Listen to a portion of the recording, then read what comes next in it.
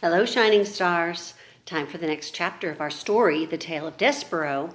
This chapter is chapter 29. Start with a curtsy and finish with the bread. Do you know what a curtsy is? I think we'll find out. If you remember from the last chapter, Miggery Sow was being taken to the castle where she was going to be used as a servant. And that means she was going to have to do a lot of hard work like cleaning stuff.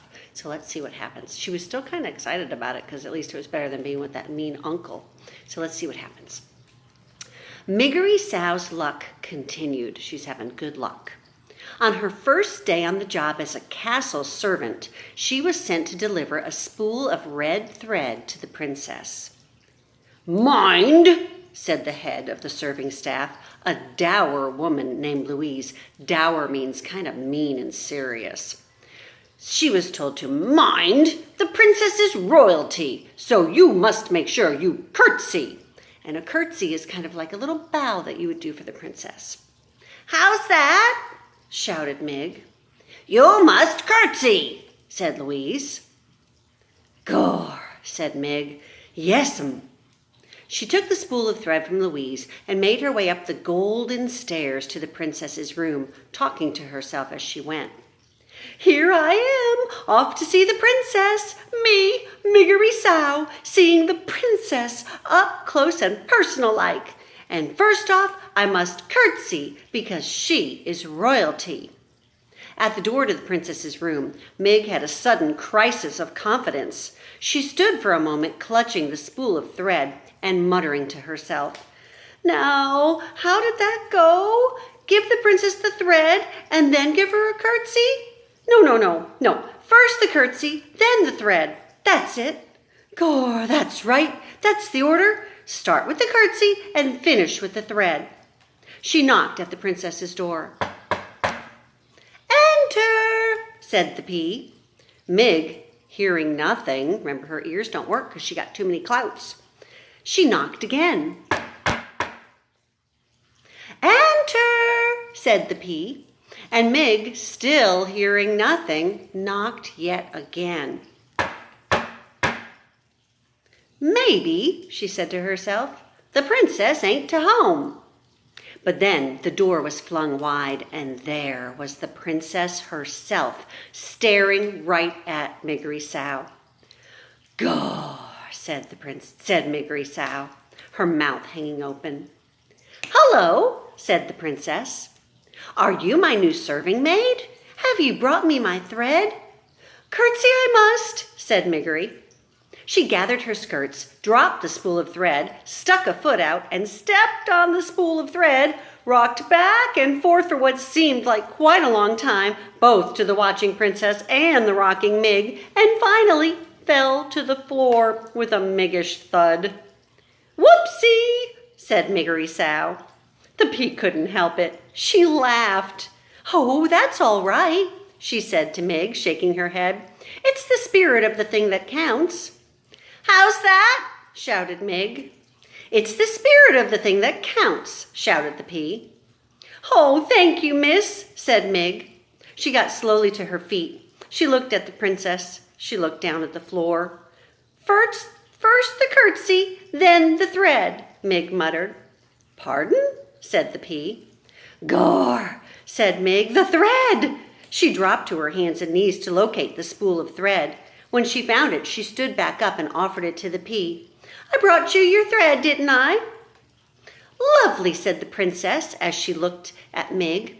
She took the thread and said, "Thank you so much. I cannot seem to hold on to a spool of red thread. Every one I have seems to disappear somehow."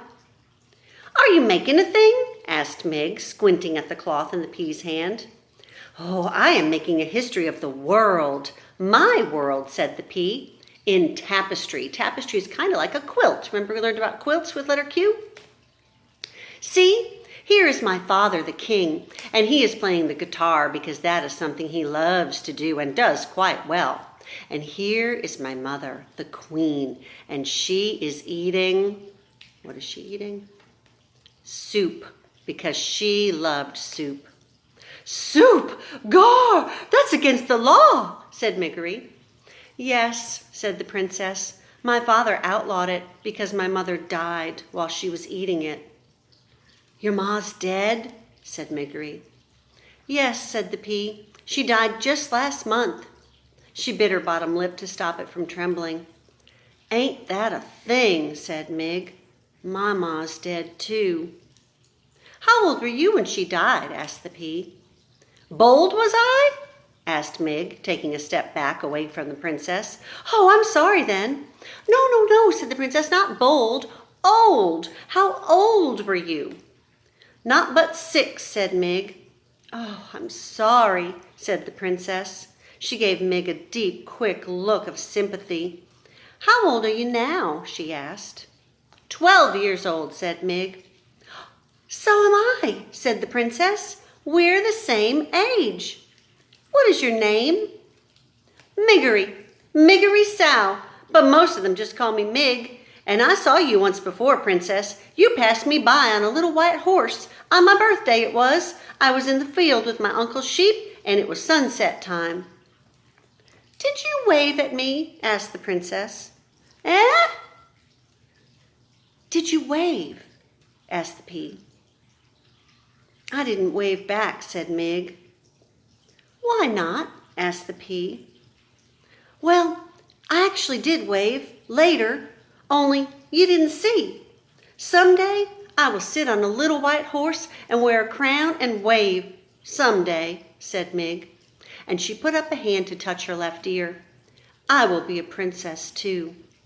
"Really?" said the pea. And she gave Mig another quick, deep look, but said nothing else. When Mig finally made her way back down the golden stairs, Louise, the servant woman, was waiting for her. "How long," she roared, "did it take you to deliver a spool of thread to the princess?" "Too long?" guessed Mig.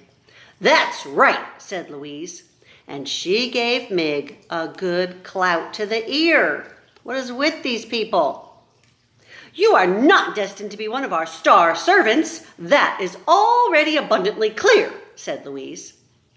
"No, ma'am," said Mig.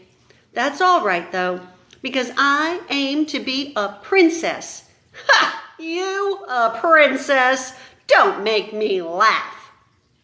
This, reader, was a little joke on Louise's part, as she was not a person who ever laughed. Ever. Not even at the notion as ridiculous as Miggery Sow becoming a princess. Do you think she will become a princess? I think she might.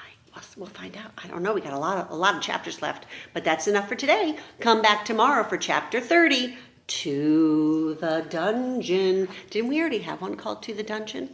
We'll see what happens. Bye.